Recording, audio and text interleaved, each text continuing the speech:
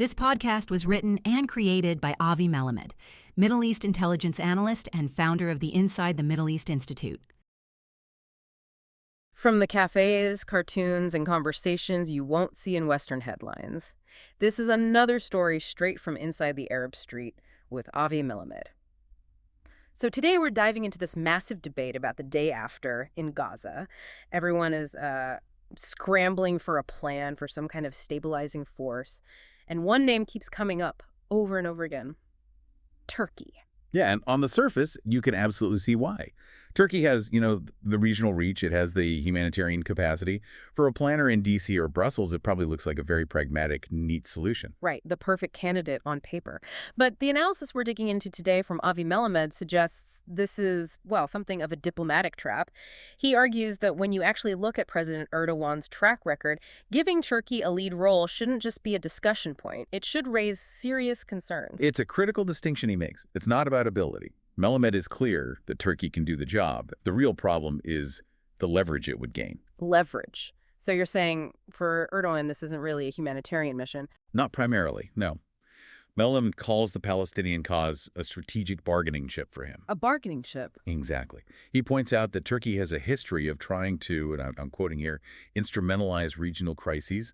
It's less about creating peace and more about projecting its own influence across the Sunni world. And, of course, undermining rivals like Egypt in the process. That's a huge part of it. Melamed has some really strong language for this. He describes Erdogan's foreign policy as transactional and Machiavellian. I mean, that's heavy. It is. But he provides the evidence. Just look at the dramatic reversals with Saudi Arabia and Egypt. I mean, remember how confrontational Ankara was? Oh, absolutely. It was just bitter rivalry for years, and then almost overnight it was all handshakes and reconciliation. It felt like political whiplash. Total whiplash. And Melamed's point is that this U-turn happened entirely because of shifting interests, not some profound change of heart or values. So the warning is that Turkey's role in Gaza would be based on that same opportunistic flexibility.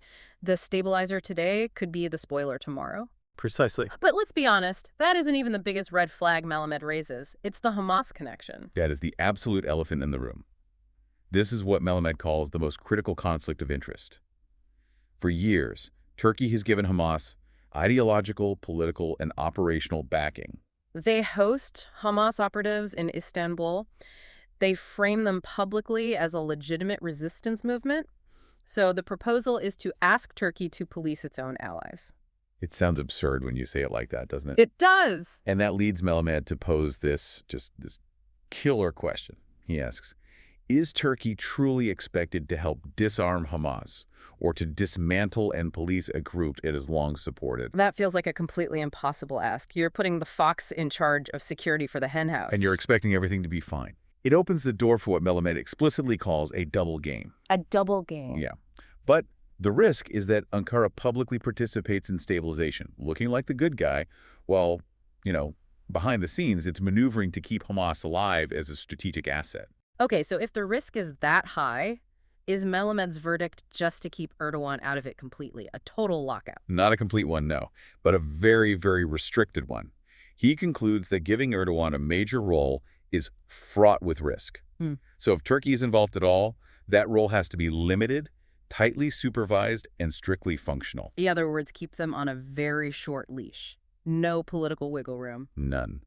The goal has to be stability, not feeding the ambitions of one particular regional power. It really just goes to show you can't confuse capability with reliability. Not at all. And this brings us to the final thought for you, the listener. A post-war environment, as Melamed says, requires discipline and a real clarity of purpose. So here's the question you have to leave with. In a situation that fragile, can we really afford to trust an actor whose incentives have historically aligned with ambiguity, rivalry, and instability? It's a gamble the entire region might not be able to afford. This podcast is made possible by supporters like you. ITME is an independent, nonprofit institute committed to apolitical, intelligence-based Middle East education. To learn more or to support our work, visit our website www.insidethemiddle-east.com.